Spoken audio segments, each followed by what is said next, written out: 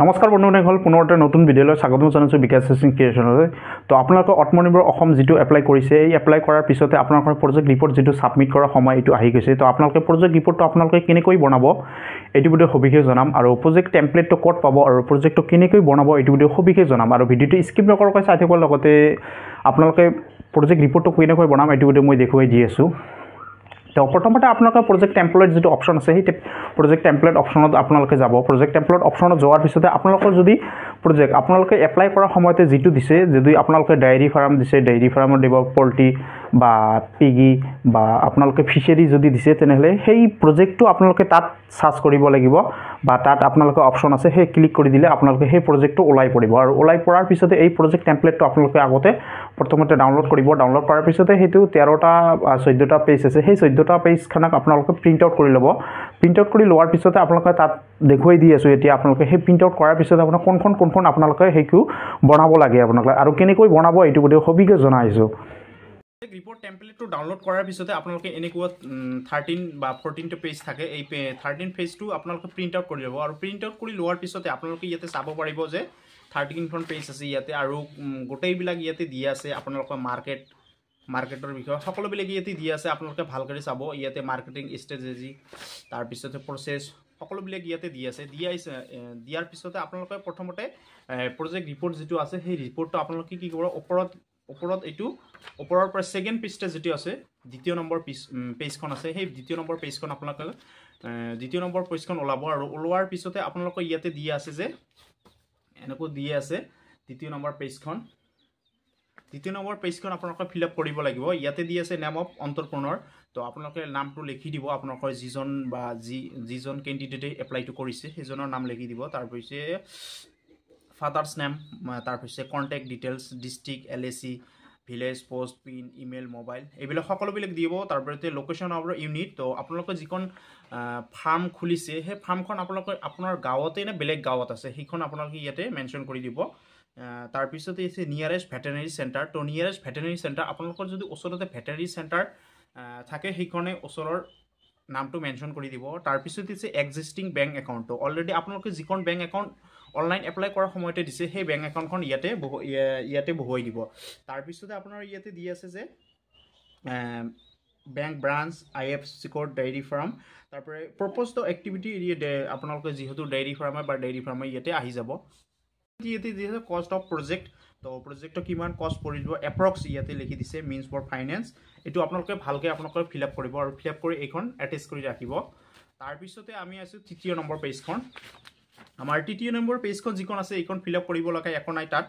আপোনালোকে ভালকৈ চাব ইয়াতে। তাৰপিছত চতুৰ্থ নম্বৰ পেজখনতো আমাৰ একো নাই 5 নম্বৰ পেজখন ইয়াতে আছে 5 নম্বৰ পেজখন আমাৰ ফিল আপ কৰিব লাগিব এইটো।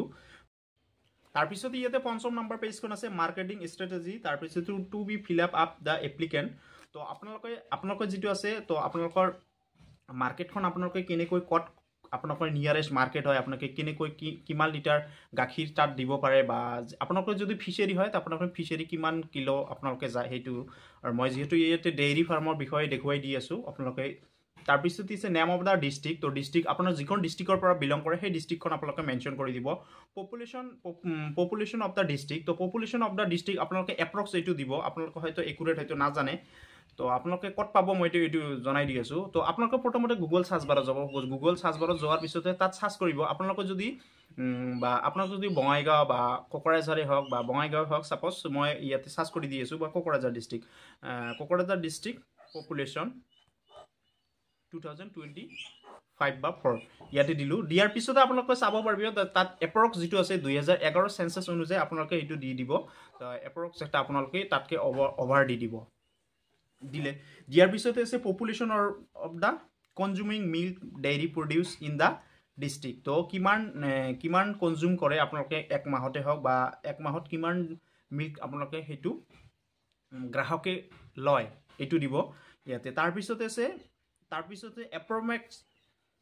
Monthly demanded of milk in district তো কিমান ডিস্ট্ৰিক্ট এমাহত কিমান মানে চাহিদা আছে গাখীৰৰ ইয়াতে বহুৱাই দিব। তাৰ পিছতে existing production of milk the district তো অলৰেডি আগতে কিমান সাপ্লাই দিছিল ডিষ্ট্ৰিক্টখনত ইয়াতে বহুৱাই দিব এইটো অনুমানিক দিব আপোনালোকে অনুমানিক দিব যদি নাপায় আপোনালোকে population of the approx monthly demand rate of milk আপোনালোকে যিখন ডিষ্ট্ৰিক্টৰ পৰা বিলং কৰে সেই ডিষ্ট্ৰিক্টখনৰ নামটো সাৰ্চ কৰি দিব সাৰ্চ কৰি দিয়াৰ লগে লগে এপ্ৰক্স এটা গুগলে যিটো দিব তাতকৈ হয়তো অধিক দিব নহ'লে কম দিব এইটো তাৰপিছতে আছে যিহেতু এটা এপ্ৰক্স দিতে আপোনালোকে এক্সাক্ট যিটো হ'ব লাগে সেইটো নহ'লে হ'ব আপোনালোকৰ তাৰপিছতে target market applicant within the district তো আপোনাৰ ডিষ্ট্ৰিক্টৰ ভিতৰতে আপোনালোকৰ ওচৰতে যিখন মাৰ্কেট আছে ওচৰতে যিকেইখন ভাল মাৰ্কেট আছে ডাঙৰ ডাঙৰ মাৰ্কেট আছে সেই মাৰ্কেটৰ ইয়াতে নামটো বহুৱাই দিব যিহেতু মোৰ মাৰ্কেটৰ ওচৰতে যিকেইখন আছে সেইকেইখন মই ইয়াতে বহুৱাই দিছোঁ বহুৱাই দিয়াৰ পিছতে আপোনালোকে ইয়াতে দিব পাৰে name of the major market milk processing unit তো মাৰ্কেট কেইখনৰ নাম দিয়াৰ পিছতে তাৰপিছতে আপোনালোকে মেজৰ মাৰ্কেট যিখন আছে সেই মেজৰ মাৰ্কেটৰ নামটো ইয়াতে মেনশ্যন কৰি দিব 5 নম্বৰ পেজখন গ'ল তাৰপিছতে ইয়াতে আছে 6 নম্বৰ পেজ 6 নম্বৰ পেজখন আপোনালোকে ইয়াতে কোনো ধৰণৰ প্ৰজেক্টটো বনাব নালাগে 6 নম্বৰ পেজখনত কোনো ধৰণৰ লিখিব নালাগে তো আপোনালোকে ইয়াতে আছে processing of milk production in a indicated বিলো তো ইয়াতে সকলোবিলাক ইয়াতে লিখা আছে আপোনালোকে এইবিলাক চাব কি কৈছে তারপরে 7 নম্বৰ পেজখনো নালাগে 7 নম্বৰ পেজখনত ইয়াতে দি আছে যে আপোনালোকে স্টেটমেন্ট শোয়িং যে ৰিপেমেন্ট অফ বেংক লোন তো আপোনালোকে বেংক লোনটো যদি পায় পোৱাৰ পিছতে আপোনালোকে ৰিপেমেন্ট কেনেকৈ কৰিব প্ৰথম বছৰ ওপেনিং ব্যালেন্স 15000 টকা ইনষ্টলমেন্ট 10000 টকা তারপরে ক্লোজ ব্যালেন্স 14000 ত আপোনালোকে ক্লোজ হৈ দিব ইন্টারেস্ট 12% ইন্টারেস্ট 18000 টকা হ'ব তাৰপিছত 3rd 4th 5th এনেকৈ দি আছে সকলোবিলাক ইয়াতে দি আছে তাৰপৰে স্টেটমেন্ট শোয়িং দা সকলোবিলাক ইয়াতে দি আছে আপোনালোকে ইয়াতে চাব তাৰপিছত আছে যে 8 নম্বৰ পেজখনতো একো লিখিব লগা নাই 9 নম্বৰ পেজখনতো নাই 10 নম্বৰখনতো ইয়া নাই 11 নম্বৰ 12 নম্বৰ আৰু 13 নম্বৰ যিখন পেজ আছে তো আপোনালোকৰ লাষ্টৰ যিখন পেজ আছে সেই পেজখন আপোনালোকে মন কৰিব আপোনালোকৰ লাষ্টত দিয়ে break even point and the ratio' analysis তো first year second year third year fourth year fifth year তো ফিক্সড কষ্ট কিমান টকা খৰচ হ'ল যে ভেৰিয়েবল কষ্ট টোটাল কষ্ট সকলোবিলাক ইয়াতে দি আছে আপোনালোকে দিয়াৰ পিছতে আপোনালোকে ইয়াতে সিগনেচাৰ অফ দ্য এপ্লিকেণ্ট ইয়াতে আছে সিগনেচাৰ অফ দ্য এপ্লিকেণ্ট আপোনালোকে এইটো সিগনেচাৰ কৰি দিব আৰু কৰি দিয়াৰ পিছতে আপোনালোকৰ যিটো প্ৰজেক্ট এই প্ৰজেক্টটো আপোনালোকৰ কমপ্লিট হৈ গ'ল হৈ যোৱাৰ পিছতে আপোনালোকে এইটো কি কৰিব আপোনালোকে এইটো স্ক্যান কৰিব বা ডকুমেণ্ট আপোনালোকে যিটো পিডিএফ বনাব পিডিএফ বনাৰ পিছতে আপোনালোকে এইটো আপলোড দিব আৰু এইটো আপলোড দিবই লাগিব তো এইটো আছিল সৰু এটা ইনফৰমেশ্যন আপোনালোকে যদি ভিডিওটো ভাল লাগে মোৰ চেনেলটো সাবস্ক্ৰাইব কৰিবলৈ নাপাহৰিব আৰু আপোনালোকে যদি ৰিকমেণ্ডেশ্যন কৰে মোক যে বেলেগ ফিচাৰি হওক বা বেলেগ আপোনাৰ এই লাগে প্ৰজেক্ট ৰিপৰ্টটো বনাব লাগে তেনেহ'লে আপোনালোকে মোক কমেণ্ট বক্সত মেছেজ কৰি দিলে হ'ল মই আপোনালোকক ভিডিঅ'ৰ যোগেদি আমি চিম্পলভাৱে বনাই দিম থেংক ইউ